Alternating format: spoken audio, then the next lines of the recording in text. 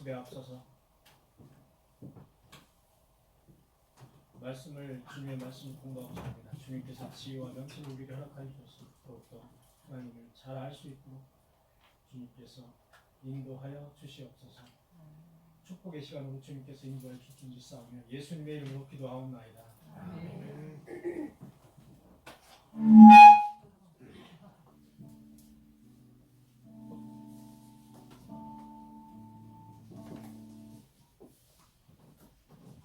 네.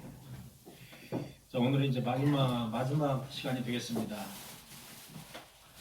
마지막 시간인데 제일 마지막은 항상 제일 중요하지 않습니까? 네, 여러분 페이지 34페이지 보겠습니다. 34페이지 제5과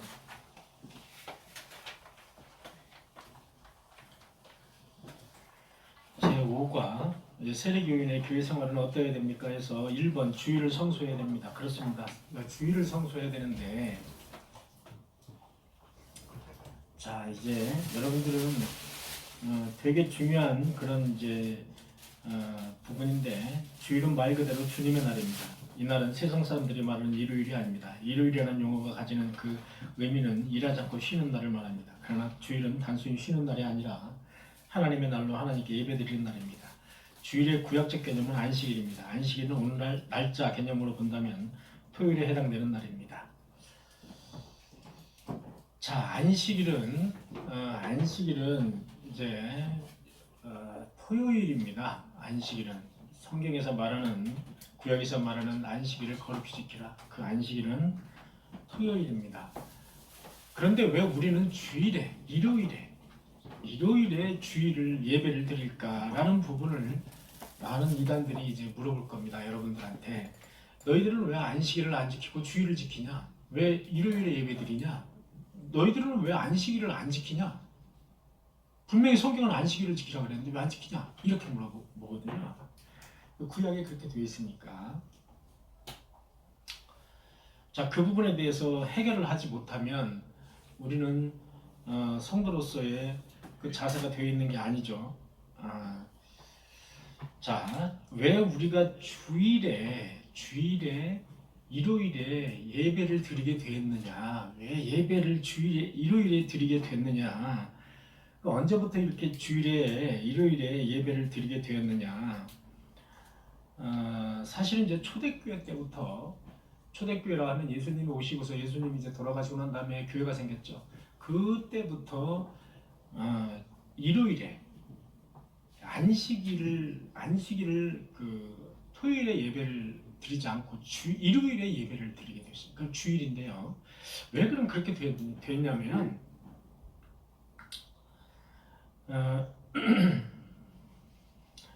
마태복음 12장 8절에 보니까 인자가 안식일의 주인이라. 인자가 안식일의 주인, 예수님이 안식일의 주인입니다. 자, 예수님이 안식일의 주인이에요. 잘 이해를 하셔야 됩니다. 예수님은 안식일의 주인이 바로 예수님입니다. 그렇게 되어 있습니다. 안식일의 주인인데 예수님이 십자가에 못 박혀 돌아가셨습니다. 돌아가셨는데 부활한 날이 몇 월이냐? 부활한 날이 안식 후 첫날 이렇게 되어 있습니다. 자, 요한복음 20장 19절에 보면 안식 후 첫날 저녁에 제자들이 유대인을 두려워하여 모인 곳에 문을 닫았더니 예수께서 오사 가운데 서서 이르시되 평강이 있을지어다. 자, 안식 후 첫날 예수님이 부활하셔서 예수님에게 안식 후 첫날이면 몇 요일이죠? 안식일 토요일이니까 안식 후 첫날은 일요일이에요. 안식 후 첫날에 예수님이 부활하신 몸으로 최초로 제자들에게 나타나신 겁니다. 이렇게 예수님은 안식 후 첫날에 제자들에게 여러 번 나타나십니다. 안식 후 첫날. 그래서 안식 후 첫날 부활하셨고요. 자, 잘 보셔야 됩니다. 안식 후 첫날에 부활을 하셨고, 즉 일요일에 부활하셨다는 얘기입니다. 그 다음에 안식 후 첫날에 제자들에게 나타나셨습니다. 자, 그러면 여러분 안식일이 중요합니까? 예수님이 중요합니까? 예수 그리스도가 더 중요한 겁니다. 안식일이 중요한 게 아니고. 왜? 인자가 안식일의 주인이라고 그랬으니까 예수 그리스도가 주인인 거예요. 그럼 예수 그리스도가 이동하면 당연히 안식일도 이동하는 겁니다. 구약에는 토요일에 제사를 드렸지만, 안식일에 드렸지만, 예수님이 이 땅에 오시고 난 다음에는 그게 하루 정도가 부활하신 날을 기념하는 그 예배로 바뀐 거예요. 그래서 신약이 와서 제일 중요한 단어가 바로 부활이라는 단어입니다. 그래서 우리가, 자, 너희들은 왜 안식일을 안 지키냐? 그러면 무슨 소리냐? 그거는 구약의 개념이고, 신약에서는 예수 그리스도가 바로 안식일의 주인이다. 그 안식일의 주인이 부활하신 날이 주일이야. 그리고 주일에 제자들에게 최초로 나타나셨어. 부활하신 몸으로 나타나신 거예요. 그리고 주일에 부활하셨고, 그래서 부활하신 날을 기념하기 위해서 우리가 주일에 예배를 드리는 겁니다. 그래서 예배 개념이 어떤 그 동물을 잡아서 태워서 드리는 구약의 예배에서, 구약의 제사에서 이제 이렇게 이동한 겁니다. 예수 그리스도의 부활을 우리가 기념하는 그런 쪽으로 이동을 했다. 그렇게 봐야 돼요. 그래서 안식 후 첫날, 즉 일요일에 우리가 예배를 드리게 됐다. 요거를 우리가 기억을 하셔야 됩니다. 특히 하나님의 교회, 여기 기산동에 있죠? 하나님의 교회에서 여러분들에게 만나면 분명히 물어봅니다. 하나님의 교회에서 첫 번째 질문이 그거예요. 너희들 안식일 안 지키냐? 이거예요. 그쪽은 예수님을 안 믿어요. 구약만 믿어요. 구약만. 신약은 예수 그리스도가 이 땅에 오신 거 보래 신약이라고 그러잖아요. 신약을 안 믿어요. 그러니까 구약만 주장하는 거예요. 근데 우리는 분명히 이 부분을 이야기해야 된다. 뭐라고 해야 되냐? 누가 안식일의 주인이다? 예수 그리스도가 안식일의 주인이다. 너 그거 아냐? 한번 물어보세요. 예수 그리스도가 안식일의 주인이야. 그리고 예수 그리스도가 언제 부활하셨어? 주일에 부활하신 겁니다. 그 부활하신 그것을 기념하기 위해서 우리가 주일에 예배를, 초대교회 때부터 예배를 드리게 된 겁니다. 일요일에. 그래서 이 부분이 우리가 세례를 받으시는 분뿐이 아니라 일반 교인도 이 부분을 잘 몰라요. 이 부분을 이제 들으면 잊어버려. 그때 뭐 어떻게 이렇게 해서 일요일 예배를 드리는 무슨 주일이라고 얘기를 했는데 뭔 얘기인지 잊어버려. 그래서 계속 이거를 이제 계속해서 우리가 다른 사람에게 이야기할 수 있을 정도로 가지고 있어야 돼요. 이거 이야기를 못하면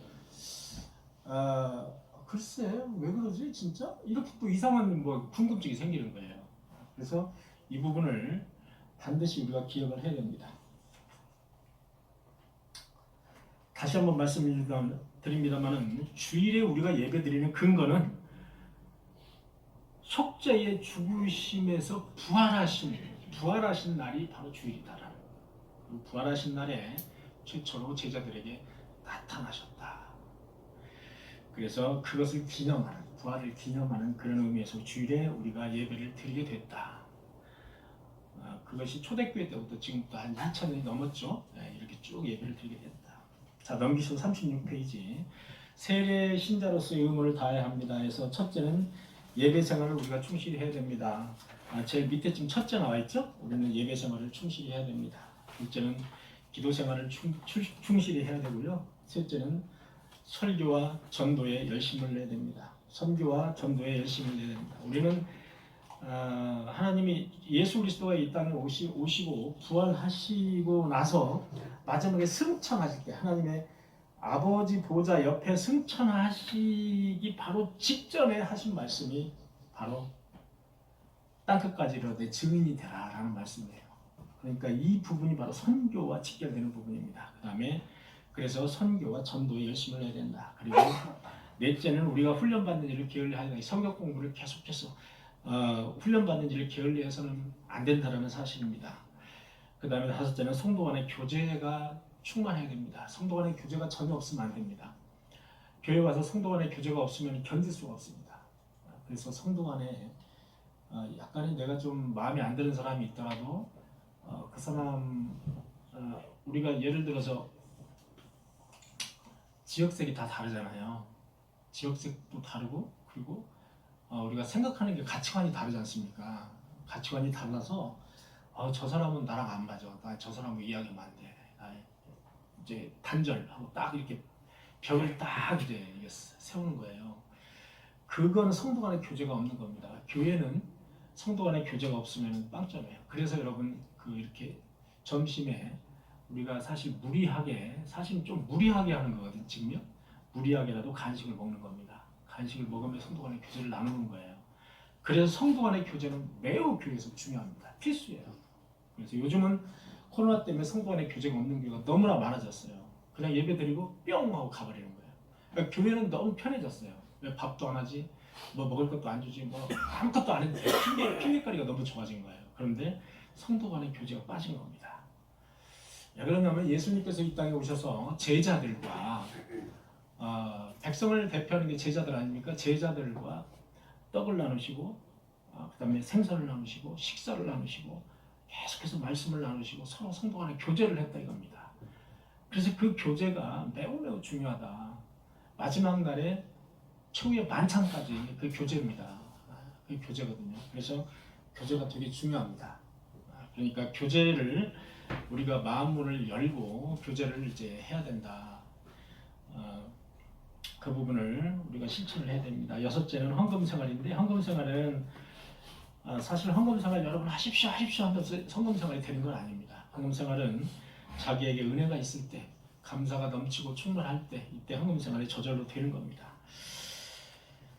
헌금 생활에서는 사실은 이제 저는 그렇게 봅니다. 헌금 생활은 이렇게 내가 이제 은혜가 충만하고 할 때 헌금 생활을 하게 되는데 사실 이제 이 세상의 모든 것이 운행하시고 이 세상의 역사를 주관하시는 하나님을 신뢰하고 내가 믿으면 그것에 대한 감사가 분명히 있습니다. 그것에 대한 감사가 있기 때문에 헌금 생활을 우리가 하는 것입니다. 헌금은 교회가 가난해서 드리는 것이 아닙니다. 하나님이 가난해서 헌금을 드려서 먹고 살리는 것이 아니라는 겁니다. 그것이 아니라는 걸 우리가 알아야 됩니다. 없어도 돼요. 헌금 안 해도 교회가 얼마든지 돌아갈 수 있거든요. 특히 우리 교회 같은 데는 여기 뭐 월세를 냅니까 뭐를 합니까 아무것도 안 내잖아요. 그러니까 우리 교회 같은 데는 훨씬 더 부담이 없어요. 그러나 이 헌금이라는 개념은 그런 개념이 아닌 거예요. 그런 개념이 아니라 우선 가장 중요한 건 하나님에 대한 감사예요. 감사의 표시입니다. 그것을 아주 일부를 가지고 표시하는 것 뿐이에요. 그렇게 생각을 하는 겁니다. 그러지 그게 무슨 내가 부담스럽게 내가 이렇게 생각을 하시면 안 됩니다. 감사의 표시다. 자, 그 정도로 이제 요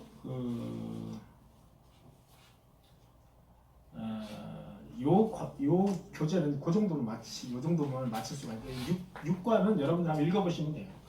제가 읽어봤는데 크게 나머지는 이제 종말론입니다. 종말론인데 여러분과 저는 지금 이제 마지막 시간이기 때문에 종말론이 이제 상당히 중요합니다. 종말론이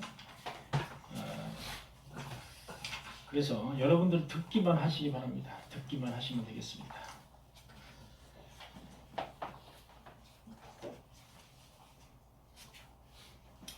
자, 인간은 죽음이라는 그 단어를 항상 우리는 이제 항상 생각을 하지 않고 싶어도 내 몸이 아프거나 내가 좀 이상한 증세가 있거나 하면 항상 죽음이라는 단어가 떠오릅니다. 스스로. 항상 그렇게 돼 있어요, 인간은. 왜 육체를 가지고 있기 때문에. 내 몸이 감기만 들어도 내가 이거 어떻게 이상하게 되는 거 아니야? 이게 대한 겁을 확 먹는 거예요. 항상 인간은 죽음에 대한 그런 생각을 가지고 있는 게 인간인데 인간은 죽음을 맞이하는 즉시 몸과 영혼이 분리가 됩니다. 몸과 영혼이 분리가 돼서 몸은 땅에 썩어져 없어집니다. 그것이 화장을 하든 매장을 하든 아니면은 수장을 하든 몸은 즉시 분리돼서 없어져 버립니다. 그러나 영혼은 그렇지 않습니다. 영혼은 즉시 육체와 분리돼서 하나님에게로 갑니다. 영혼은 하나님의 것이기 때문에 즉시 하나님에게로 갑니다. 그러면 하나님을 모르는 사람들은 어떻게 되냐? 즉시 분리돼서 지옥으로 갑니다. 이것은 성경에 자세하게 나와 있습니다. 우리가 교회에서 천국과 지옥이라는 말을 잘 안 해서 그렇지 성경을 보면 아주 적나라하게 묘사가 되어 있습니다. 그것이. 그래서 우리 영혼은 육체와 분리돼서 곧바로 믿음의 사람은 천국의 하나님 보좌 옆으로, 그리고 믿지 않는 사람은 즉시 몸에서 분리돼서 지옥으로 즉시 갑니다. 즉시 이동해요. 중간에 무슨 뭐 연옥이라는 데를 거쳐서 거기서 어쩌고 저쩌고 전혀 아닙니다. 전혀 성경에는 그렇게 되어 있지 않아요. 전혀 아닙니다. 전혀 아니라는 사실을 우리가 알아야 됩니다. 이 부분에 대해서 뭐 연옥이 있다 어쩌다 이 부분에 대해서 스위스 신앙 고백에는 이렇게 되어 있습니다. 이것은 웃기는 일이다. 웃기는 일이다. 악마의 속임수와 술책에 불과하다. 이렇게 되어 있습니다. 스위스 신앙 고백에서는 그렇게 되어 있다 이겁니다.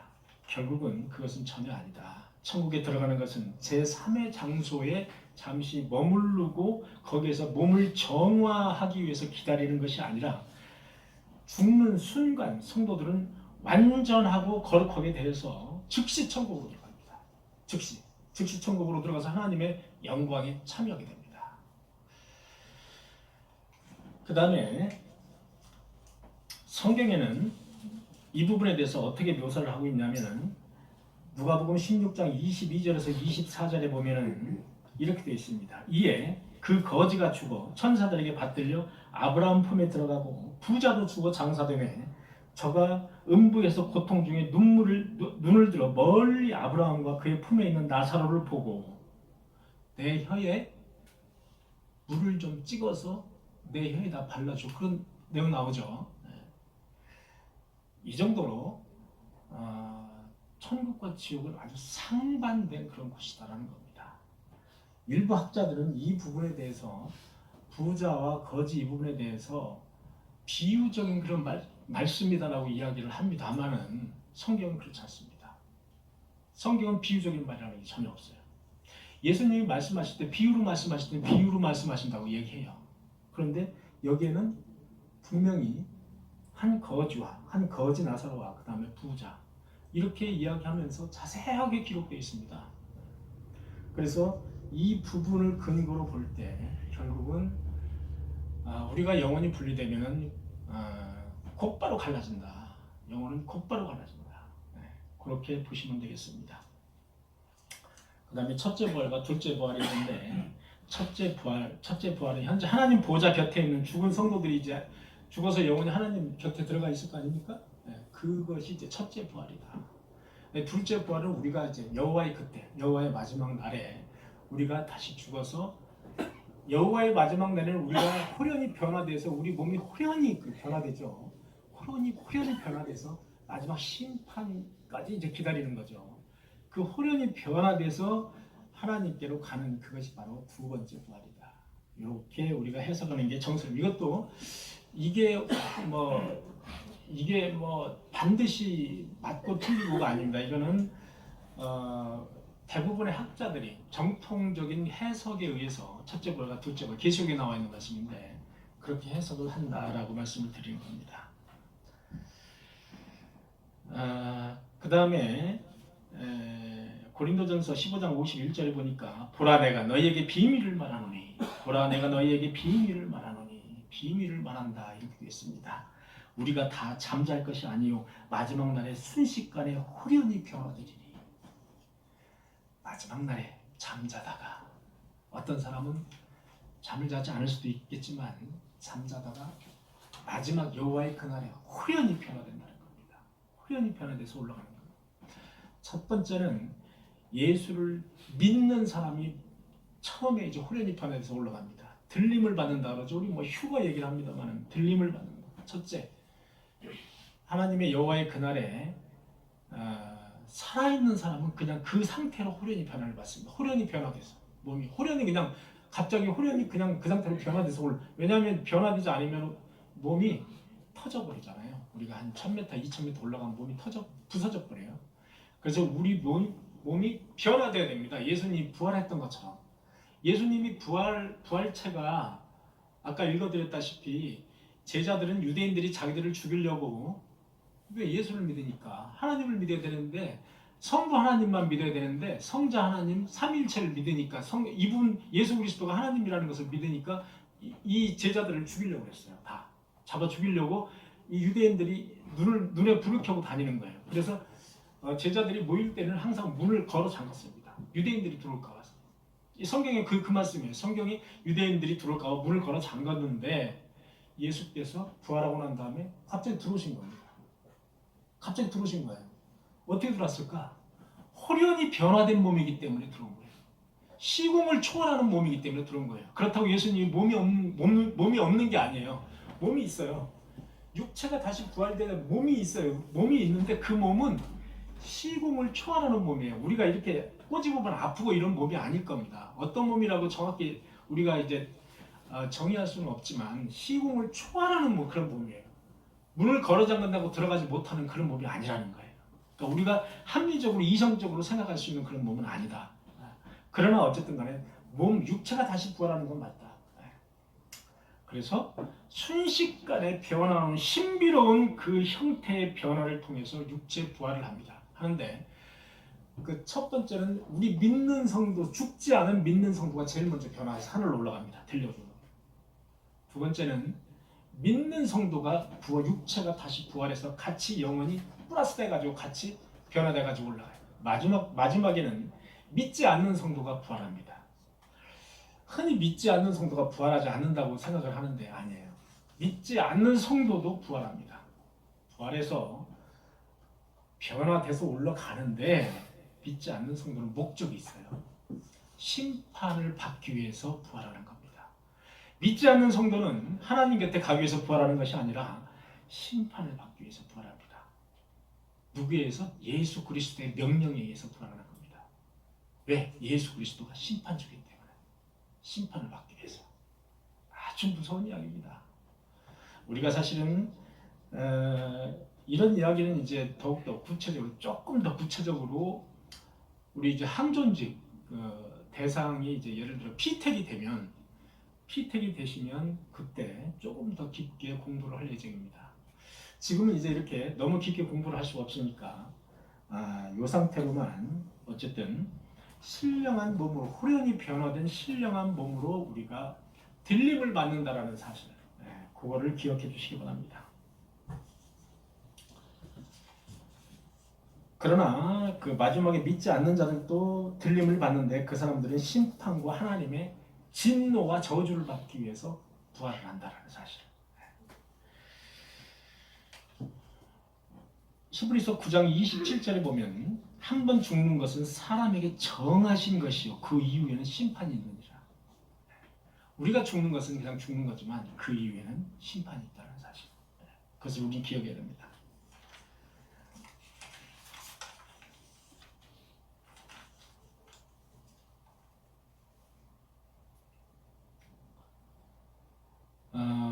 이 종말에 있어서 인간이 자신의 죄를 핑계댈 수가 없도록 되어 있습니다. 나중에 이제 예를 들어 우리가 심판을 받을 때, 하나님을 믿지 않는 사람들이 심판을 받을 때, 나는 이렇게 하나님을 잘 몰랐다. 예를 들어서 나는 하나님이 누군지 나는 잘 몰랐다. 라고, 또는 나는 그 하나님이라는 그 분이 있는 사실 존재 자체를 내가 몰랐다라고 그런 핑계를 댈 수가 없다. 그런 핑계를 댈 수가 없도록 하나님은 다 예정과 작정에 의해서, 섭리에 의해서 만들어 놓으셨다라는 거예요. 예수께서 저의 능력에 천사들과 함께 하늘로부터 불꽃 중에 나타나실 때에 하나님을 모르는 자들과 우리 주 예수 그리스도의 복음을 복종하지 않는 자들에게 형벌을 주시리니 이런 자들이 주의 얼굴과 그의 힘의 영광을 떠나 영원히 멸망의 형벌을 받으리라. 데살로니가후서 1장 7절에서 9절 말씀. 아주 무서운 말씀입니다. 사실은 이게 하나하나가 아주 무서운 말씀인데 우리가 이렇게 뜯어보지 않기 때문에 그런데 참 무서운 말씀입니다. 어쨌든 우리는 종말론에 대해서는 이제 섣불리 종말론에 대해서 이렇게 막 겁주고 막 이런 거 어렵지 않습니까? 그렇게 해서는 안 돼요. 그러나 종말론만을 너무 또 강조해서는 안 돼요. 종말론만을 강조하게 되면 종말론자가 돼버리거든요. 그리고 이 세상은 아무 쓸모가 없는 것이 돼버려요. 다 그냥 다 팔아치우고 다 그냥 다 이 세상 다 그냥 처분하고 그냥 들어가야 돼요. 어디를 전두관처럼 공동생활하러 들어가야 돼요. 유병헌이 저기처럼 유병헌이 거기처럼 들어가든지 전두관처럼 어디 부천에 공동생활하러 들어가든지 그냥 우리끼리 만난 사람끼리 그냥 해야 돼. 이게 완전 종말론적인 신앙을 가지고 있는 거예요. 우리는 그건 아니에요. 그렇게 살면 안 돼요. 우리가 주어진 삶을 최선을 다해서 살아야 되는 거예요.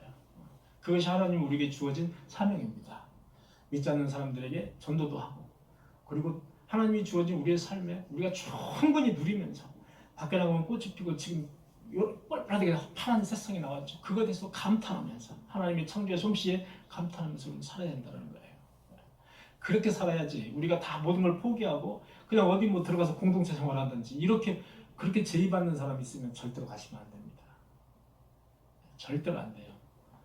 옛날에는 그렇게 해서 가는 사람들이 많았습니다. 여기 은혜롭교회 같은 데 그러지 않습니까? 은혜롭교회 과천 거기도 지금 부속됐지만 그래서 우리가 이단 같은 데 가장 많이 빠지는 것은 종말론을 강조하기 때문입니다. 종말론을 강조하는 사람들은 대부분 이단이다. 이렇게 보시면 돼요. 왜? 거기에서 이상한 말을 많이 꾸며낼 수가 있기 때문에. 그래서 거기에 빠지지 않으시기를 바랍니다. 자, 우리 오늘은 이렇게 해서 전체적으로 우리가 이제 종말론까지 세례 받으시는 분과 학습 받으시는 분을 위주로 해서 간략하게 말씀을 나눴습니다. 자, 질문은 제가 이제 받지 않고요. 제가 아는 게 없어서 질문은 생략하도록 하고요. 여러분들에게 몇 분이에요? 지금 모이신 분이? 2분, 3분, 4, 5, 6, 7 충분하겠다. 이게 한 10개 되거든요. 여러분들에게 십자가를 제가 좀 샀어요. 십자가를 다양하게 샀습니다. 다양하게. 그래서 십자가를 좀 나눠드리도록 그렇게 하겠습니다. 자, 이제 전체적으로 다 이제 우리가 세례자 교육과 학습 교육 그리고 문답까지 다 마쳤습니다. 문답하실 분은 오전에 오셔서 문답을 했습니다. 이미. 문답을 해서 다 마쳤고요. 이렇게 짧지만 사실 5번, 6번에 걸쳐가지고 이렇게 공부를 했는데 여러분들이 머릿속에 남아야 될 굵직굵직한 것들은 머릿속에 항상 남겨두시고 이 책을 항상 이렇게 좀 이렇게 보시면서 중요한 것들은 항상 체크를 해주시기 바랍니다. 자, 마치도록 하고요. 요거 이제 나눠드릴게요. 김영욱 집사님이 기도해 주시겠습니다. 감사합니다. 하나님 감사드립니다. 거룩한 주일을 맞이해서 저희들이 주일 예배를 드릴 수 있게 하여 주시옵고 학습 세례 문답의 공부를 오늘 마칠 수 있도록 주님께서 허락하여 주심을 진실로 감사합니다. 아멘. 이 시간이 주님께서 저희들 머릿속에 기억하여 주시옵고 주님의 말씀을 세상에 나가서 증거할 때 저희들이 꼭 아버지 하나님의 빛과 소금의 식분을 다 하는 저희 성도를 될 수 있도록 주님께서 허락하여 주시옵소서. 오늘 하루도 거룩한 주일입니다. 주님께서 끝까지 홀로 영광 받을 줄 믿사옵고 이 모든 것을 우리 주 예수 그리스도 이름 받도록 간절히 기도드렸사옵나이다. 아멘. 자, 수고하셨습니다. 박수 한번 주세요. 네, 감사합니다. 자, 이 책으로 자, 골라가세요. 제일 좋은 걸로 골라가세요. 마음에 드는 걸로 골라가세요. 자, 앉아. 마음에 드는 걸로 골라서 앉아.